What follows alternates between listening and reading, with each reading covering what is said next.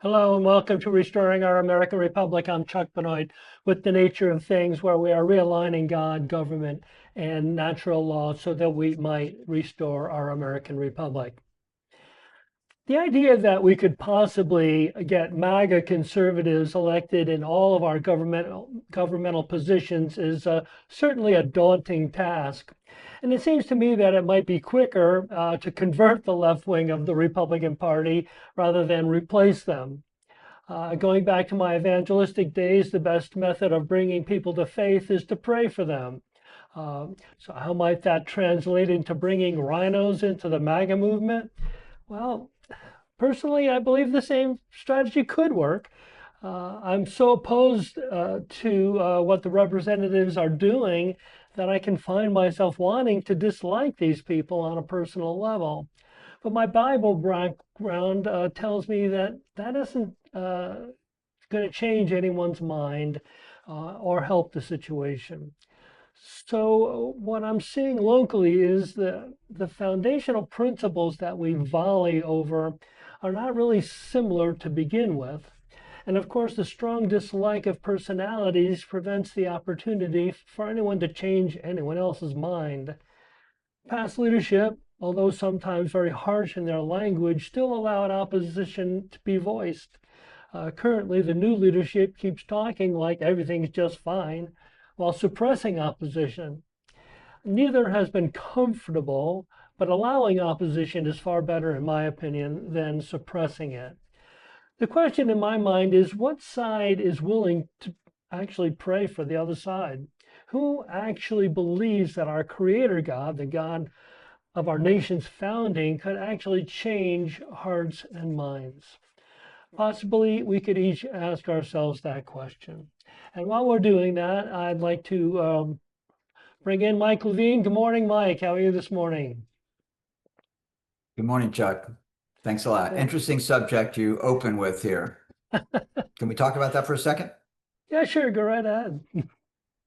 Well, it's so interesting. I guess I could just start by saying that this gubernatorial candidate, James Fishback, a young 30-year-old guy running for governor, presented over in Pasco County last night at the Republican Liberty Caucus meeting, and I was there. And he brought up a point, the same point that I brought up. When I was talking to the Florida Chamber of Commerce, when I was running for my House district race, I asked the chamber, who do we govern for? And that was really quite a central point on James Fishback's talk last night. Who do we govern for? And that goes into your comment this morning, Chuck, the evangelist that you are, and I believe I am too, with a different flavor.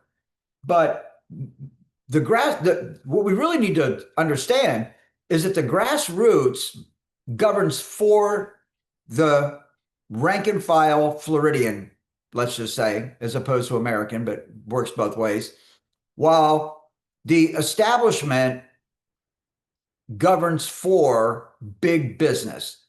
And that's the difference, Chuck. I think it's really important that we fully understand that fundamental concept, because that is the difference. And then as far as who's willing to pray for who, I'm saying to you that the grassroots, our colleagues, God is a central part of their life, but the big business wing of the party does not come into play. The concepts of godliness don't come into play. So believe me, the big business wing of the party is not praying for the grassroots. If they were, they would do something about it. They could personally do something about it. But the base, I believe, does. And as a matter of fact, as we open all of our grassroots meetings, no matter which organization you're in, the person doing the invocation typically prays for the other side and says, let's have peace and tranquility in this meeting. Let's have, a meeting of the minds. Can you agree with that, Chuck? Yeah, I can. Again, the way I would say it is the grassroots, the true Republicans want to govern for the people, and the mainstream or the establishment wants to govern for special interests.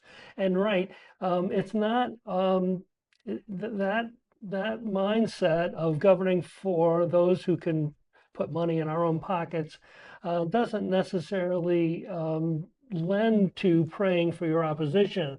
Whereas the grassroots, where we are, it certainly lends to praying for our representatives. My question is, and I'm not trying to be accusatory. I'm just trying to remind us that although our position is that we would or should or could, my question is, are we? And I have to look at myself and say, I haven't been praying for specifically for specific representatives as much as I ought to personally. And so that's my little query to throw out there. To anyone listening, are we willing to pray for those representatives whom, quite frankly, we've gut level, we don't even like them because of the way they treat us. And so that's my position there. And I hope we We can could all, we could talk a lot about that, but we could, probably yeah, we ought to move on. that's right. Right? For sure. Exactly. But Well, our last live stream, we were talking about a platform we put together to offer our gubernatorial candidates to sign on to, and we didn't get through the entire platform. So we're going to do a quick review and then complete that platform. But before I even do that, there were a couple of comments that I'd like to highlight from last Tuesday. Alan informed us of another election that the REC had in Brevard County, where many people who showed up for the meeting were not allowed to vote. And he also suggested that if Republicans are not willing to codify the Trump agenda, then they are not really MAGA in the first place. And I think I can agree with that. Maria also provided a link to a video that shows how hand counting at the precinct level is totally doable. And so I would encourage all to check out that link and take a look at that video. We've actually, I think, showed that video in one of our live streams. So securing elections was the first of our five topics as we discussed last time. Paper ballots hand counted, hardship, mail-in ballots only, people in the military, etc. And a very much shorter voting period. And then we got into Florida energy policy and what we suggested was prioritizing nuclear and fossil fuel sources over the renewables and embrace private sector owned and operated energy production, along with restructuring energy providers' compensation models. And I thought that that was probably one of the more obvious things that ought to be done. We finished up with Florida housing policy with repeal the Live Local Act, ban all housing subsidies, abolish the Sadowski Fund, and if you want to remind us what that is, you can. Abolish Florida Housing Finance Corporation and prohibit Wall Street from owning small residential properties. Another really, as far as I'm concerned, very important thing to consider. So would you like have any comments on all of that before we get into our final couple of points on our platform? no, I think we covered it, Chuck. We're So good, I think good. we're ready to move on. Mhm. So, okay, good. So number 4 on our platform is Florida property and casualty insurance. And one of the main topics you have on that is a moratorium on coastal construction.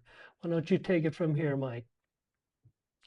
It's such an interesting subject, Chuck. What is insurance? I mean, I have a personal, unique perspective on insurance.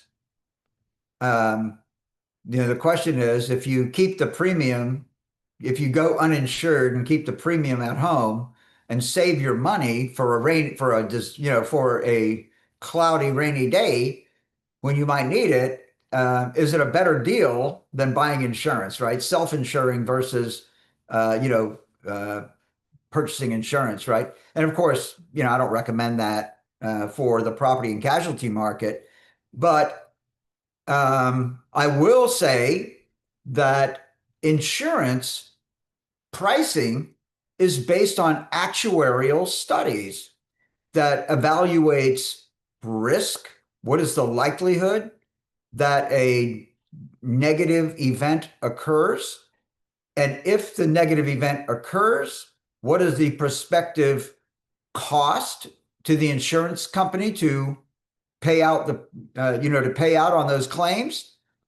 And then based on that study, you evaluate what do premiums have to be? What does the ratepayer have to pay based on risk and the cost of uh, fulfilling and claims?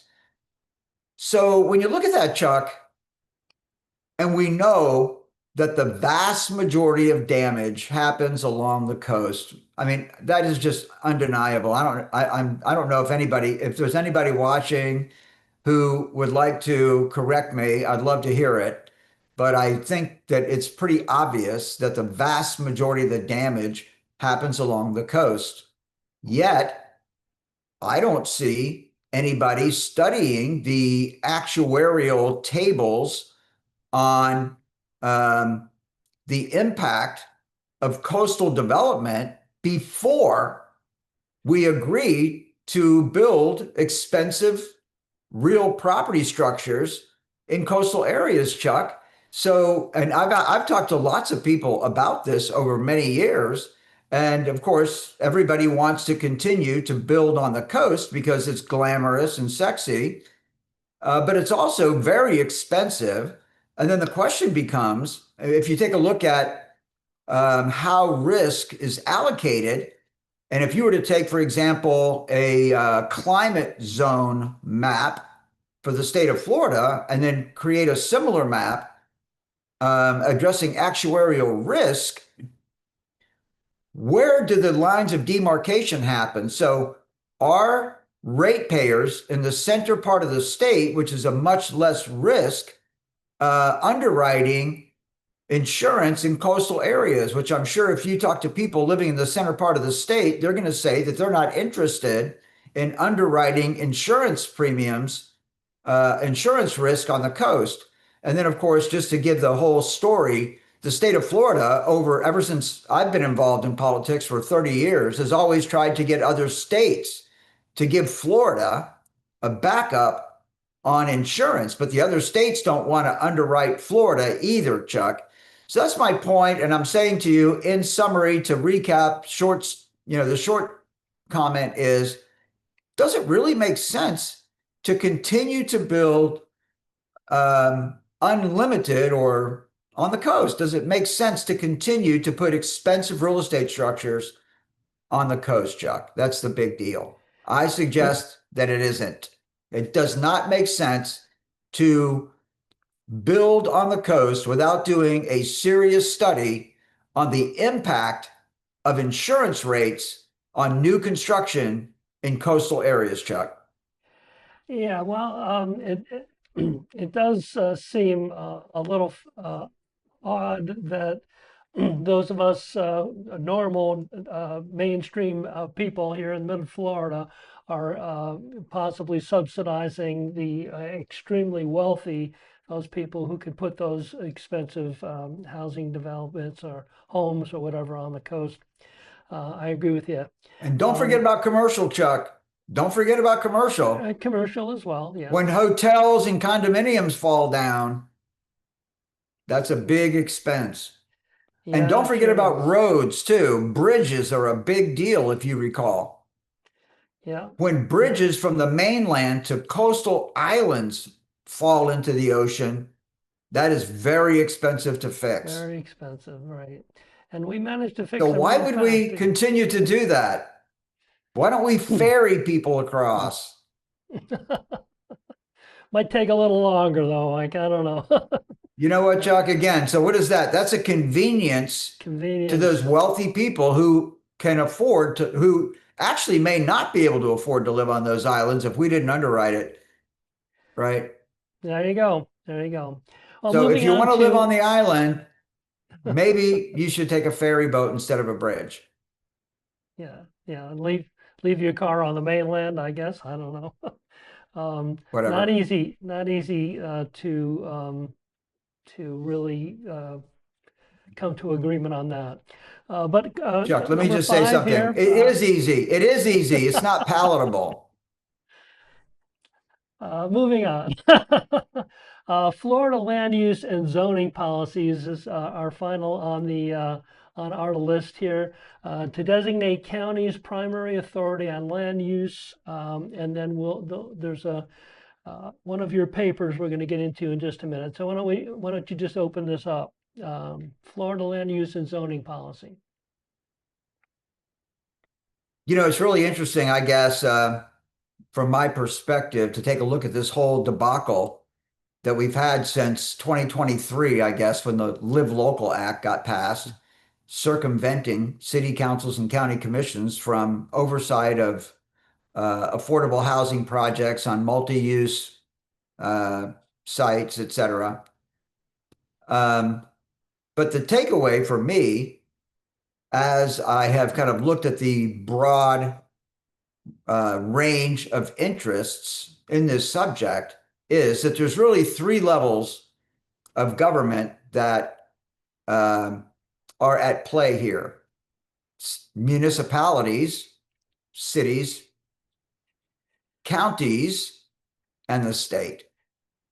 So I'm saying to you that the state supports developers in this unbridled development environment that we're operating in, that we're living in, that's transforming the quality of our lives every day. And the state supports it for two reasons. Number one, developers have a lot of money, so they donate to political campaigns. And number two, the more development that goes on in the state, the more tax revenue there is for the state. And that's basically the underpinning of what motivates the state of Florida, which equals the Florida legislature and the governor's office. Those are the two factors that influence them. So they're pro unbridled development, as they've proven in the past and continue to reinforce with every legislative session. So that's just where we are. The state has an interest that is out of alignment with rank and file Floridians, who, of course, many have been here for multiple generations and built this state, Chuck. So that's point number one. On the other side of the spectrum, you've got municipalities, and municipalities are annexing property into the cities and then rewriting the zoning laws once that new property's been annexed into the city. Then they put a zoning map over it, and for basically the same reason that the state does what they do, because they want to drive revenue in their cities.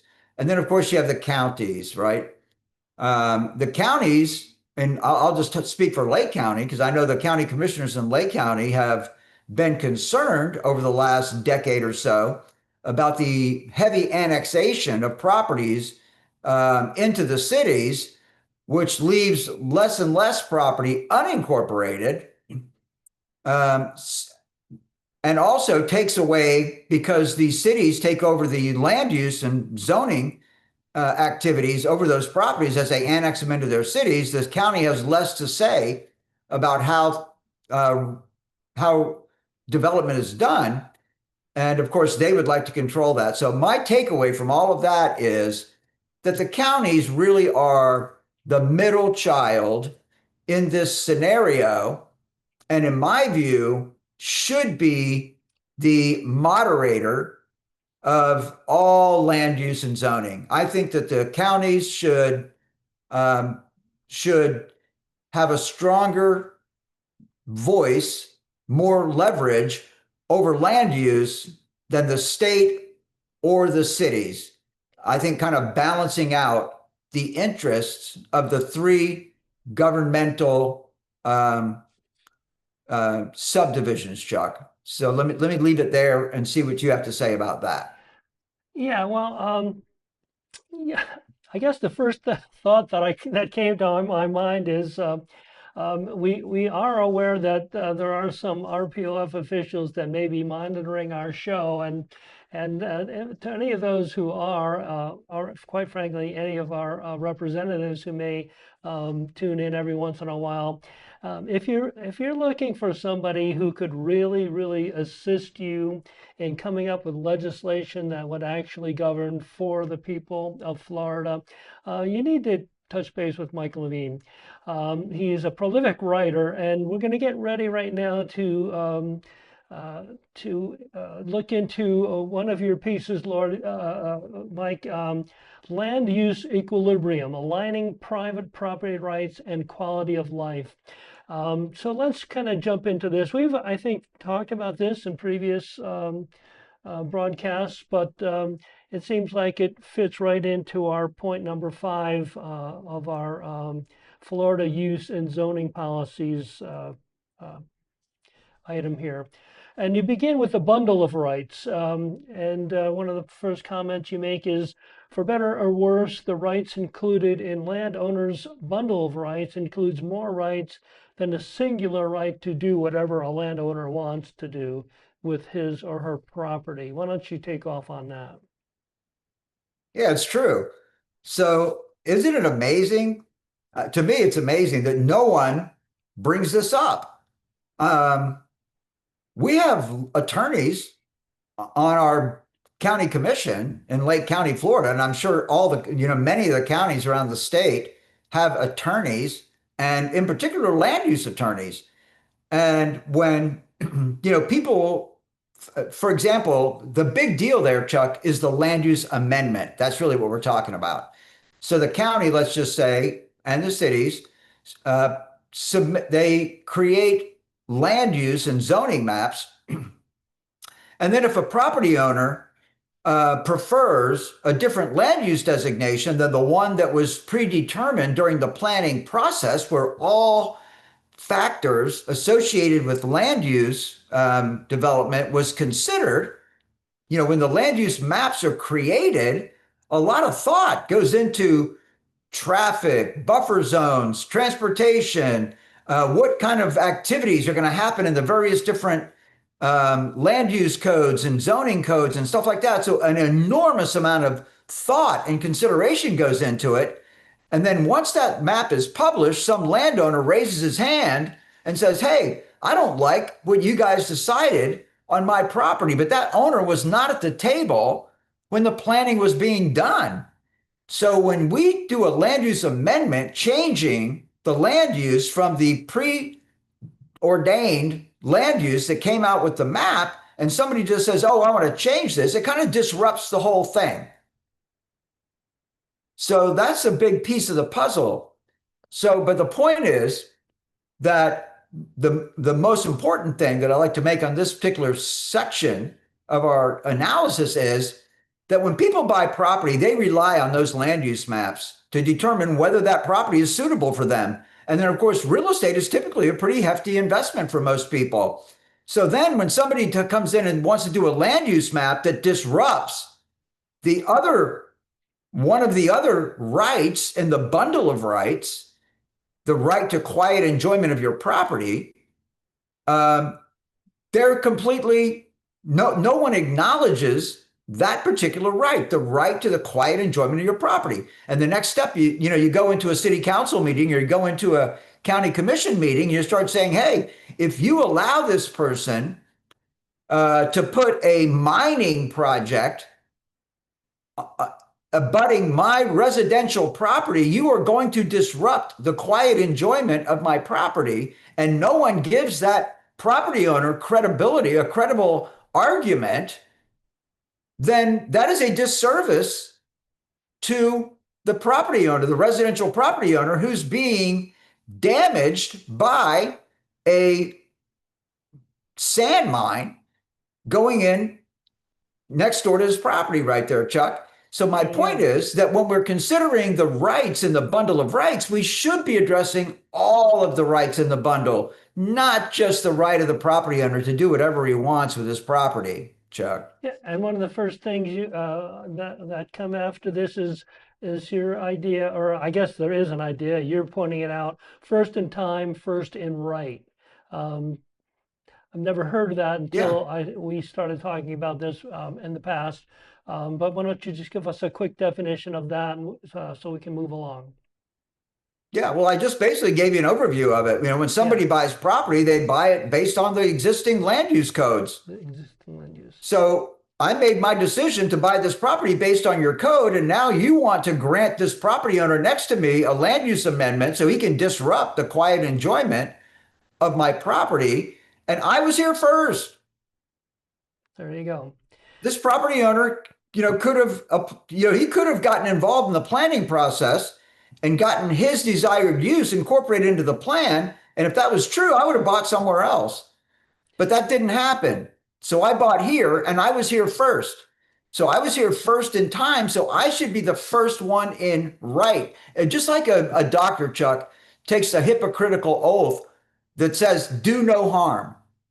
And that is the approach we should be taking in Florida on land use, Chuck. There you go. And then you also have a section here on the purpose of political subdivisions.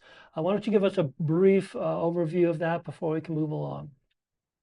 And we've already kind of done that. We went Yeah, through the state, yeah, what their I interests probably did. are, the cities, what their interests are, the county, what's their interests are. And of course, they're all taxing authorities, Chuck. Yeah, So right. they're all protecting their tax revenues. Okay. And we can get into a deeper dive on that some other time. There you go. There you go. And we only have maybe a few more minutes here. So the final topic on this piece of this writing, this paper that you put together, is about affordable housing. We have been talking about that, but again, why don't you give us a quick overview of what your thoughts are on affordable housing?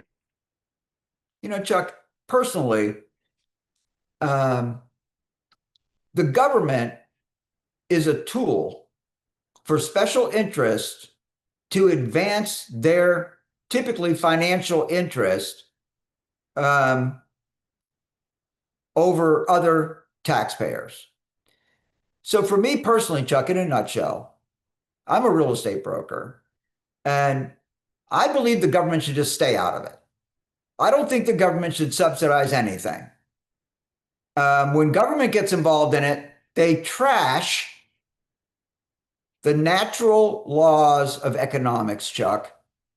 And we would not have an affordability crisis in Florida if the government would stop subsidizing all real estate projects. So that means high density multifamily affordable housing apartment complexes and down payment assistance for buyers. Has anyone ever given the seller a credit? The seller never, So anyway, I've already said what I have to say about it.